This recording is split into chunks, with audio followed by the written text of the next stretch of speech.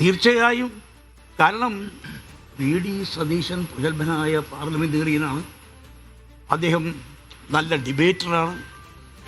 അദ്ദേഹത്തിൻ്റെ നിലപാടുകൾ വെള്ളാപ്പള്ളിക്കും അതുപോലെ തന്നെ വർഗീയ ശക്തികൾക്കുമെതിരായ നിലപാടുകൾ കേരളീയ ജനത സ്വാഗതം ചെയ്തതാണ്. അതുകൊണ്ടാണല്ലോ കേരളത്തിൽ ഒരു സന്ദർഭത്തിലും ജനങ്ങൾ ഇത്രമാത്രം വീട്ടമ്മമാരുൾപ്പെടെ മുതിർന്ന പൗരന്മാരുൾപ്പെടെ കുട്ടികളും സ്ത്രീകളും ഒക്കെ വ്യാപകമായി സപ്പോർട്ട് ചെയ്ത അദ്ദേഹത്തെ. അങ്ങനെ വന്ന ആ ഗവൺമെൻറ് ഒരു കാരണവശാലും കേടുപാട് വരാതെ ഒരു തരത്തിലും അത് പരാജയത്തിൻ്റെ അവസ്ഥയിലേക്ക് പോകാതെ ജനപ്രീതി നഷ്ടപ്പെടാതെ മുന്നോട്ട് നീക്കാനുള്ള ഉത്തരവാദിത്വം അവർക്കുണ്ട്. അത് തീർച്ചയായും പല വീഴ്ചകളും ഉണ്ടാകുമ്പോൾ, ഇപ്പോൾ വക്കീൽമാരുടെ കാര്യത്തിലോ മറ്റു കാര്യങ്ങളൊക്കെ വീഴ്ചകളുണ്ടാകുമ്പോൾ പലരും എന്നെ വിളിക്കുന്നത് ആ VM ഒന്ന് ഇടപെടണം ഈ കാര്യത്തിൽ. അപ്പം ഞാൻ എൻ്റെ ഉത്തരവാദിത്വം അറിഞ്ഞുകൊണ്ടാണ് നിൽക്കുന്നത്. അതുകൊണ്ടാണ് ഈ കാര്യങ്ങൾ ശ്രദ്ധിക്കുന്നത്. അതുകൊണ്ട് ആദ്യമേ തന്നെ പാളിച്ച പറ്റിയാൽ അത് തിരുത്തി മുന്നോട്ട് പോകുന്നതാണ് ഏറ്റവും നല്ലത്. ചിലപ്പോൾ നമുക്ക് പല കാര്യങ്ങളും വേണ്ടത്ര ശ്രദ്ധയിൽ വരാത്തതുകൊണ്ട് പാളിച്ചകൾ ഉണ്ടായിട്ടുണ്ടാവാം. അതൊക്കെ തിരുത്തി നല്ല രീതിയിൽ മുന്നോട്ട് പോകണം.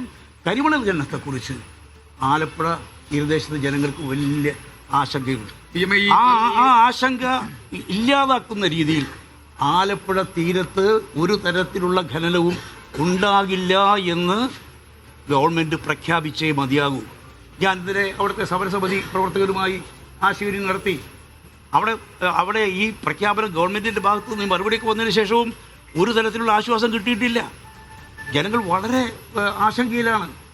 അതുകൊണ്ട് ഒരിക്കലും ഈ കാര്യത്തിൽ കരിമണൽ ഖനനം ആലപ്പുഴ ഒരു തരത്തിലും ഉണ്ടാകരുത്. അത് ഉറപ്പ് ഗവൺമെൻറ് തന്നെ പ്രഖ്യാപിച്ച് എത്രയും പെട്ടെന്ന് ജനങ്ങൾക്ക് ഉറപ്പ് നൽകിക്കൊണ്ട് ആ പ്രശ്നം ശാശ്വതമായി അവസാനിപ്പിക്കണം. അല്ലെങ്കിൽ അദാനിയെപ്പോലുള്ളവർ നോട്ടമിട്ടിരിക്കുന്നു. അദാനി ഈ സ്വകാര്യവൽക്കരണം നരേന്ദ്രമോദി കൊണ്ടുപോകുന്ന സ്വകാര്യവൽക്കരണം എന്ന് പറഞ്ഞാൽ അദാനിമാർക്ക് വേണ്ടിയിട്ടുള്ളതാണ്.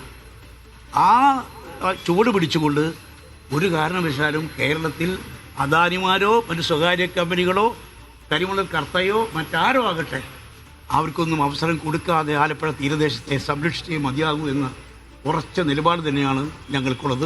സമരസമിതിക്കും അതാണ് ഉള്ളതെന്നാണ് ഞാൻ മനസ്സിലാക്കുന്നത്. ഈ രണ്ട് വിഷയവുമായി ബന്ധപ്പെട്ട് മുഖ്യമന്ത്രിയുമായി അങ്ങ് നേരിട്ട് സംസാരിച്ചിരുന്നു? ഞാൻ ഫോണിലൂടെ സംസാരിച്ചിരുന്നു. അല്ല അത് തന്നെയാണ് ഞാൻ അതൊന്നും തിരക്ക് പിടിക്കുന്നില്ല. വളരെ സാവകാശം. ഇപ്പോൾ ബജറ്റിൻ്റെ പ്രശ്നമായിരുന്നല്ലോ. ബജറ്റ് തയ്യാറാക്കുക എന്ന് പറഞ്ഞാൽ ലളിതമായ കാര്യമല്ല. ഗ്രഹപാഠം ചെയ്യേണ്ടതായിട്ടുണ്ട്. അങ്ങനെ ചില ബുദ്ധിമുട്ടുകൾ പ്രശ്നങ്ങൾ വന്നിരിക്കുന്നു. അതുകൊണ്ട് പൊതുവിഷയങ്ങളിൽ നേരത്തെ മുതൽ ഞാൻ ഇടപെട്ട വിഷയങ്ങളിൽ ഫോളോ അപ്പ് നടത്തുകയാണ്.